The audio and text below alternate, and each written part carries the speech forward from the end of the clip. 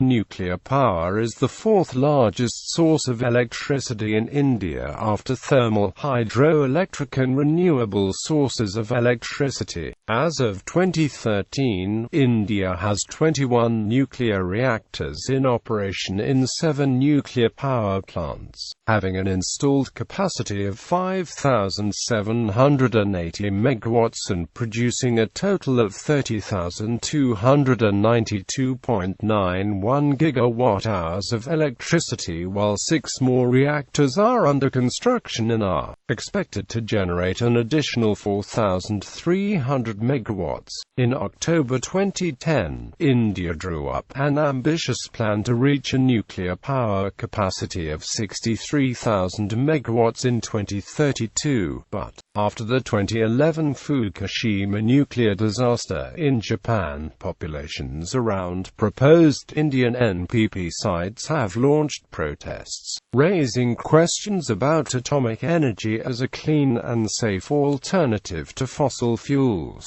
There have been mass protests against the French-backed 9,900 megawatts Jaitapur nuclear power project in Maharashtra and the Russian-backed 2,000 megawatts Kudankulam nuclear power plant in Tamil Nadu. The state government of West Bengal state has also refused permission to a proposed 6,000 megawatts facility near the town of Jaitapur that intended to host 6 Russian reactors. A public interest litigation has also been filed against the government's civil nuclear program at the Supreme Court. Despite this opposition, the capacity factor of Indian reactors was at 79% in the year 2011-12 compared to 71% in 2010-11.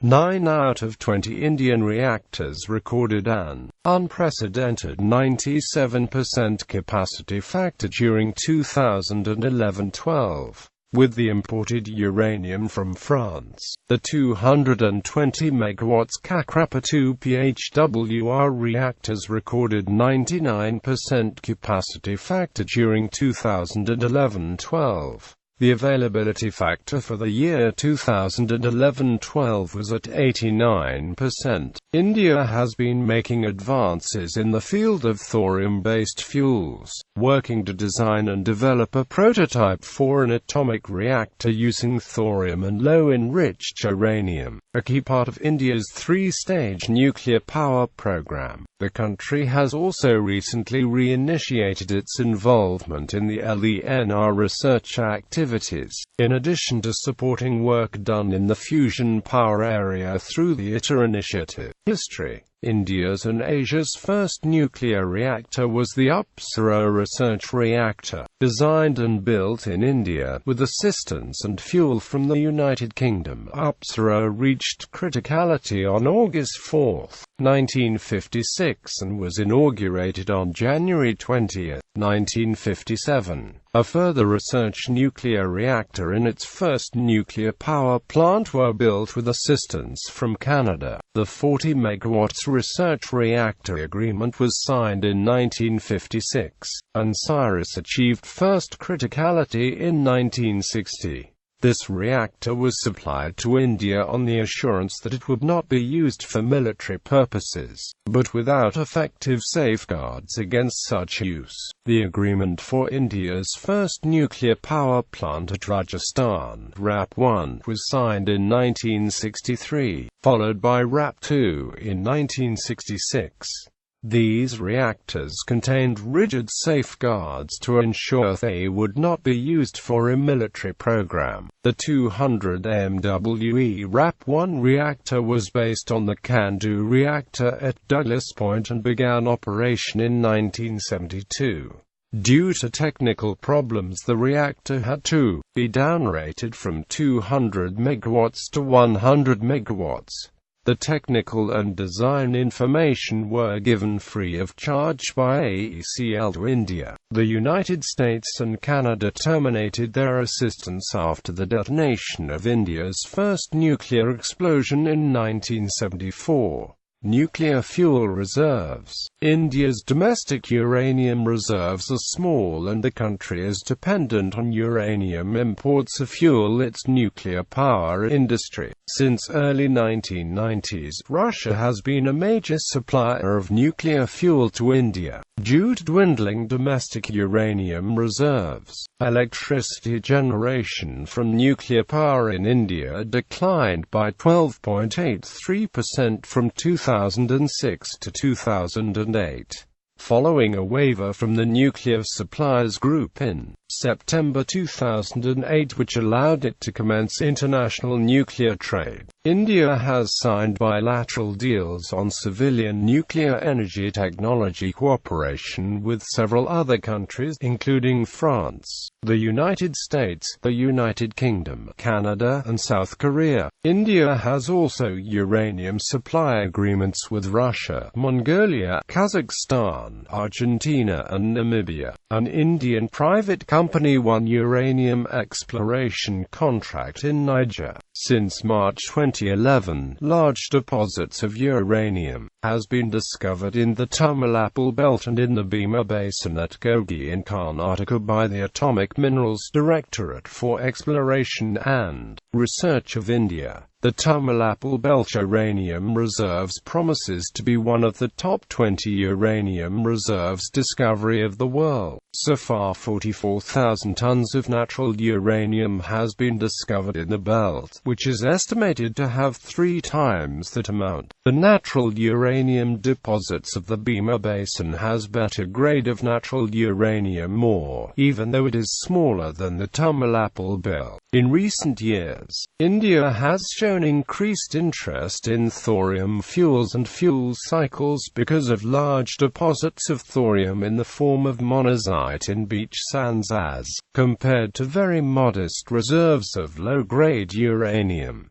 Nuclear agreements with other nations. The nuclear agreement with the USA led to India issuing a letter of intent for purchasing 10,000 megawatts from the USA. However, liability concerns on a few other issues are preventing further progress on the issue. Experts say that India's nuclear liability law discourages foreign nuclear companies. This law gives accident victims the right to seek damages from plant suppliers in the event of a mishap. It has deterred foreign players like General Electric and Westinghouse Electric, a US-based unit of Toshiba, with companies asking for further clarification on compensation liability for private operators. Russia has an ongoing agreement of 1988 vintage with India regarding establishing of 2 VVER 1000 megawatt reactors at Kudankulam in Tamil Nadu. A 2008 agreement caters for provision of an additional 4 third-generation VVER 1200 reactors of capacity 1,170 megawatts each. Russia has assisted in India's efforts to design a nuclear plant for its nuclear submarine. In 2009, the Russians stated that Russia would not agree to curbs on export of sensitive technology to India. A new accord signed in December 2009 with Russia gives India freedom to proceed with the closed fuel cycle, which includes mining, preparation of the fuel for use in reactors, and reprocessing of spent fuel. After the Nuclear Suppliers Group agreed to allow nuclear exports to India, France was the first country to sign a civilian nuclear agreement with India, on the 30th of September 2008.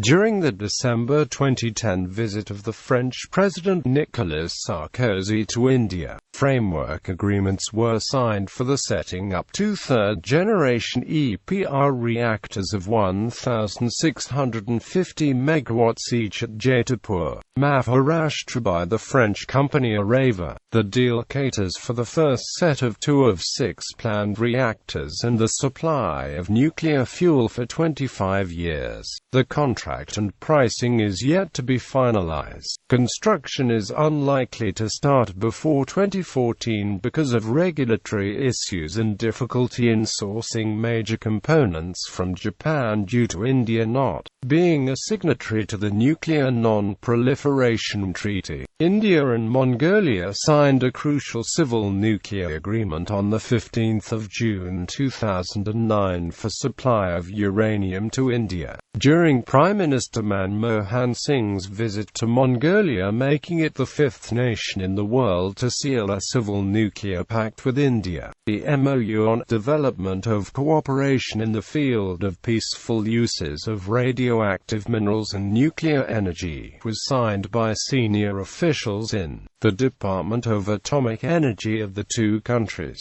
On 2 September 2009, India and Namibia signed 5 agreements, including one on civil nuclear energy which allows for supply of uranium from the African country. This was signed during President Hifikepunye Pohamba's 5-day visit to India in May 2009.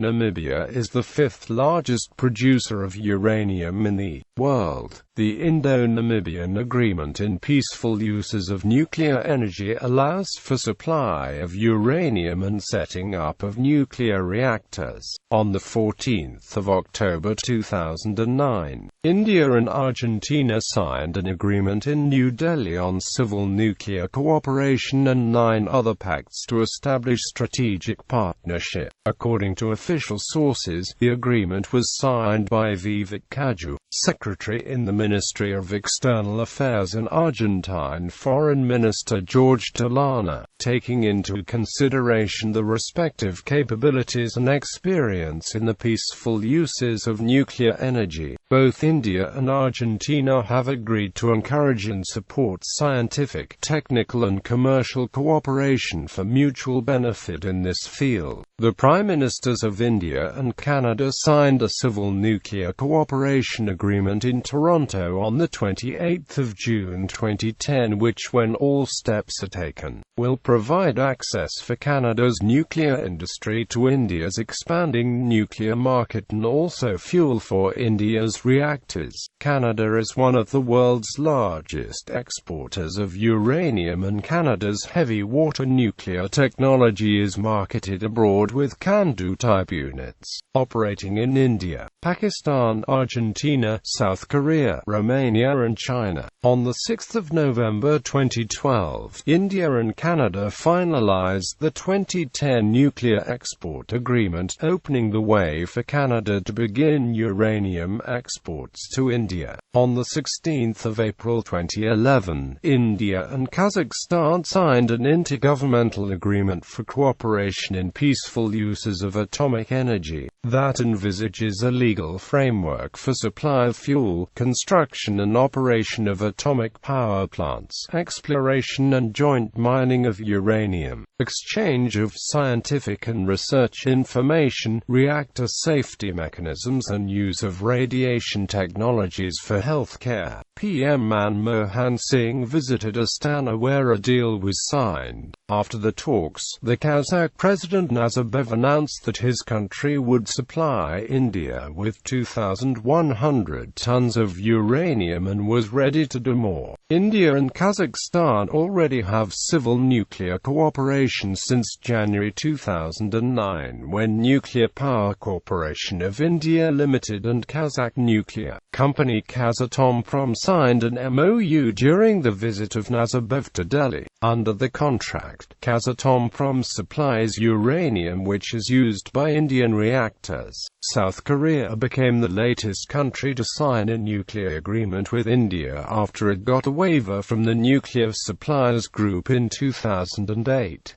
On 25 July 2011, India and South Korea signed a nuclear agreement, which will allow South Korea with a legal foundation to participate in India's nuclear expansion program, and to bid for constructing nuclear power plants in India. In 2014, India and Australia signed a civil nuclear agreement which allows the export of uranium to India. This was signed in New Delhi during Australian Prime Minister Tony Abbott's meeting with the Indian Prime Minister Narendra Modi on 4 September 2014. Australia is the third largest producer of uranium in the world. The agreement allows supply of uranium for peaceful generation of power for civil use in India. India's Prime Minister Narendra Modi and UK Prime Minister David Cameron signed civil nuclear agreement on the 12th of November 2015. Nuclear power growth in India. India now envisages to increase the contribution of nuclear power to overall electricity generation capacity from 2.8% to 9% within 25 years. By 2020, India's installed nuclear power generation capacity will increase to 20 gigawatts. As of 2009, India stands ninth in the world in terms of number of operational nuclear power reactors. Indigenous atomic reactors include TAPS 3 and -4, both of which are 540 megawatt reactors.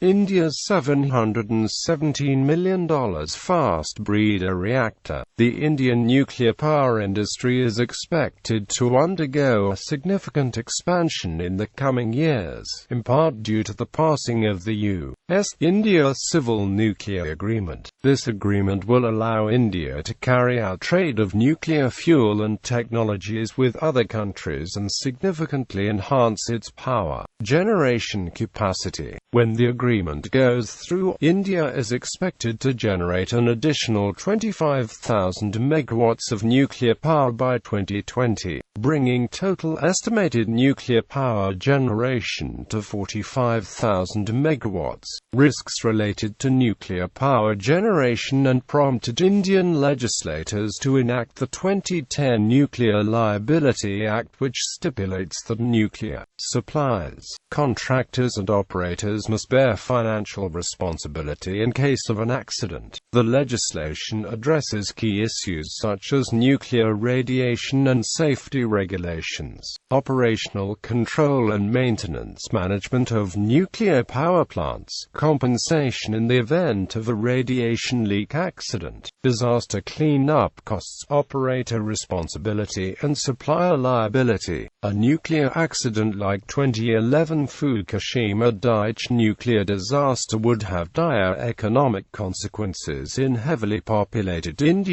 as did the 1984 Union Carbide Bhopal disaster. The world's worst industrial disaster, covered extensively in Dominique Lapierre's 2009 prize-winning book 5 Past Midnight in Bhopal. India has already been using imported enriched uranium for light water reactors that are currently under IAEA safeguards, but it has developed other aspects of the nuclear fuel cycle to support its reactors. Development of select technologies has been strongly affected by limited imports. Use of heavy water reactors has been particularly attractive for the nation because it allows uranium to be burnt with little to no enrichment capabilities.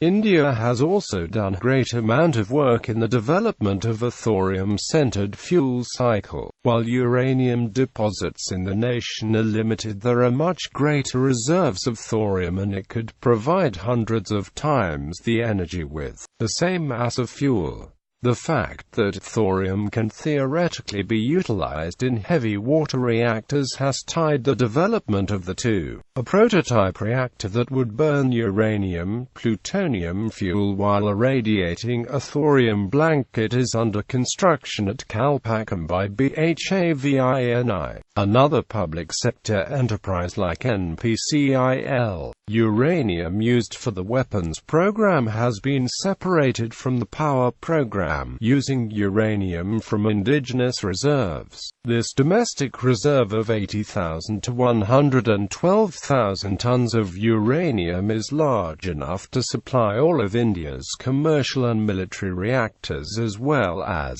supply all the needs of India's nuclear weapons arsenal. Currently, India's nuclear power reactors consume, at most, 478 tons of uranium per year. Even if India were to quadruple its nuclear power output to 20 gigawatts by 2020, nuclear power generation would only consume 2,000 tons of uranium per annum. Based on India's known commercially viable reserves of 80,000 to 112,000 tons of uranium, this represents a 40 to 50 years uranium supply for India's nuclear power reactors. Furthermore, the uranium requirements of India's nuclear arsenal are only a 15th of that required for power generation, meaning that India's domestic fissile material supply is more than enough to meet all needs for its strategic nuclear arsenal. Therefore, India has sufficient uranium resources to meet its strategic and power requirements for the foreseeable future. Former Indian President A.P.J. Abdul Kalam stated while he was in office that energy independence is India's first and highest priority. India has to go for nuclear power generation in a big way using thorium-based reactors. Thorium, a non-fissile material, is available in abundance in our country.